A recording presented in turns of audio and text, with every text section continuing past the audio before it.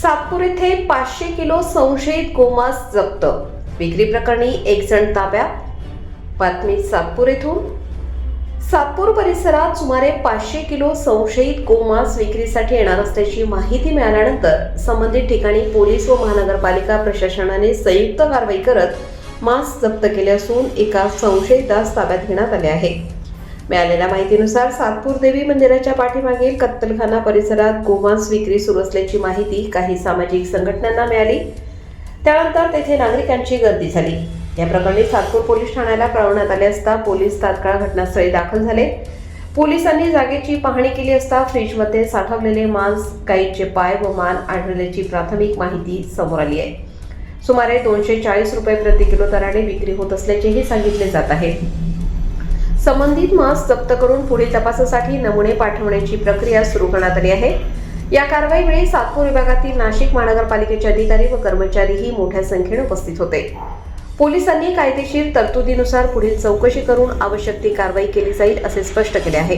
दरम्यान संबंधित प्रकरणात नेमके कोणाचा सहभाग अथवा दुर्लक्ष होते का याबाबत सखोल तपास करण्याची मागणी काही सामाजिक संघटनांनी केली आहे. भाऊ काय सांगा, काय प्रकार आम्ही सातपूरमध्ये मंदिराच्या पाठीमागे आमचे गोमातेची हत्या करून तिथून गोमांस विकू, तिथून गोमातेचं कापून ते महिंद्रा झोपडपट्टी इकडच्या छोट्या छोट्या झोपडपट्ट्यांमध्ये विकण्यात येत होतं. हे तू बोल बाबा, ते मला नाही येते.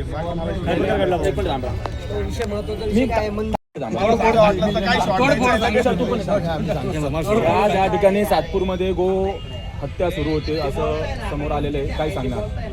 सातपूर पोलीस स्टेशन आणि त्याच्यानंतर सातपूरचा जो मेन रस्ता आहे जो त्र्यंबकला जातो त्या हायवेवरती सप्तशृंगी मातेचं मंदिर आहे. त्या मंदिराला लागून त्या मंदिराच्याच पाठीमागे गो मातेचं कत्तल करण्याचं काम, त्याची कत्तल करून विकण्याचं काम या ठिकाणी मोठ्या प्रमाणात षडयंत्र चालू आहे. मंदिराचं पावित्र्य भंग केलेलं आहे. मंदिराची जी आपल्या जे हिंदू धर्मीय जे आहेत त्यांच्या हिंदू धर्मीयांच्या सगळ्या भावनेला इथं आघात करण्याचं काम केलेलं आहे. हिंदू धर्मीयांना विनाकारण डिवचण्याचं काम हे आहे. तर माझी पोलीस प्रशासनाकडे मागणी आहे की कोणत्याही परिस्थितीमध्ये मंदिराच्या बाजूला जो हा कत्तलखाना चालू आहे आणि जे हे म्हणून जे हॉटेल चालू आहे ते हॉटेलला मदत करणारी सर्व माणसं, त्याच्यानंतर त्या हॉटेलमध्ये आणणारं बीफ, त्या हॉटेलमध्ये आणणारे गोमांस, या सगळ्यांवरती सगळेच्या सगळे याच्यात कोणताही माणूस सुटला नाही पाहिजे.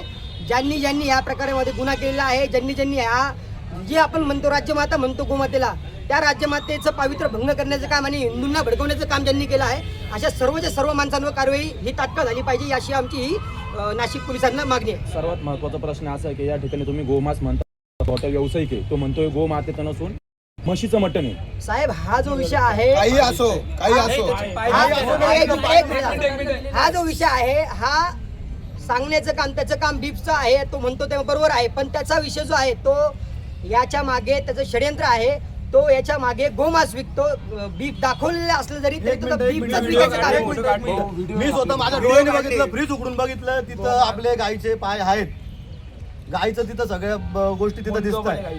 मुंडकं पण तिथं गाईचं आहे. आणि हे कशावरून ते म्हशीचं म्हणताय? आता तुमची म्हैसमध्ये गाईमध्ये आम्हाला फरक दिसत नाही का? मुख्य मागणी काय नेमकी तुमच्या? मुख्य मागणी हेच आहे की इथं सगळं हे जे अतिक्रमण आहे अनलिगली सगळं इथं ते